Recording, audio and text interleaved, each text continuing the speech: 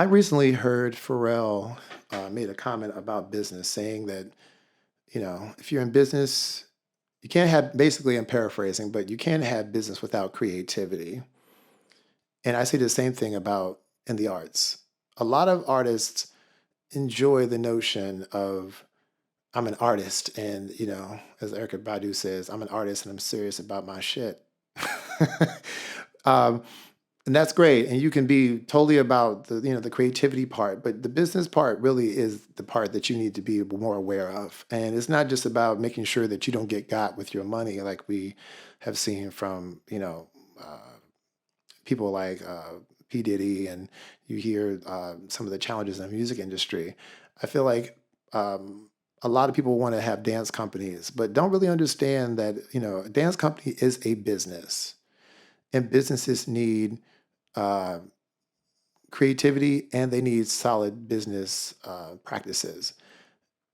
So if you don't wish to know the business side of it, or choose to want to like develop the entity to a point where it can sustain itself, then you're not in business. You're just doing projects, which is why a lot of people I see, when you say that you're in dance or in the arts, they always assume you're broke. I mean, I can understand that, but there's also a lot of entities that business entities that are dance companies that do well for do well for the um, company's community, which could be like Washington Ballet is a dance company locally, does a lot of business and commerce in the city as far as the uh, creative economy is concerned.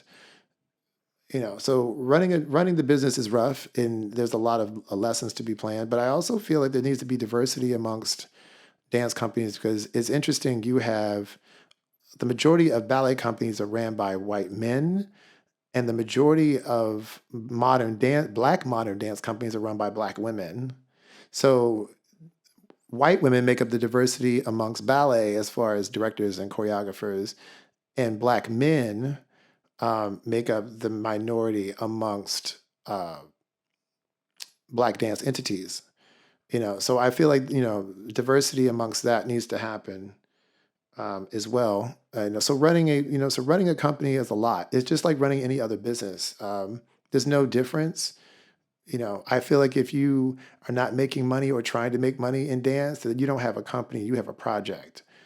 And if you're trying to really be about an entity, then you're going to have strategic plans.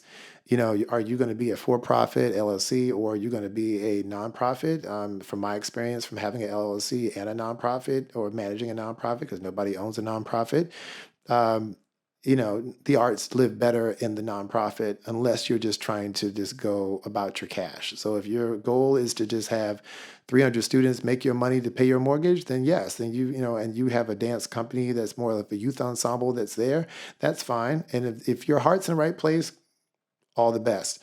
But if you're screaming about wanting to artistically rise to have an adult company, because there's not a lot of adult companies, and I really hope that there are more adult companies, particularly of color, in this region of the Washington D.C. area, so that we can work with each other, and do more showcasing, do more um, collaborations with the universities. Like this, there's so much talent that's here, and I really want for that talent to thrive and push. It makes me smile when I see kids of color particularly show up, and they're trained well, and they're humble, and they're hungry. It makes me want to tear up.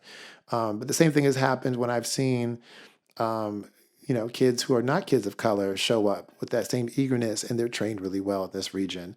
So I just feel like a lot of us could learn from each other and grow together. But it's just hard to build a dance company, and if you're going to do it, just do it well, and give it 100%, and not just do it for an ego. Do it because you care about the people around you and the communities that you serve.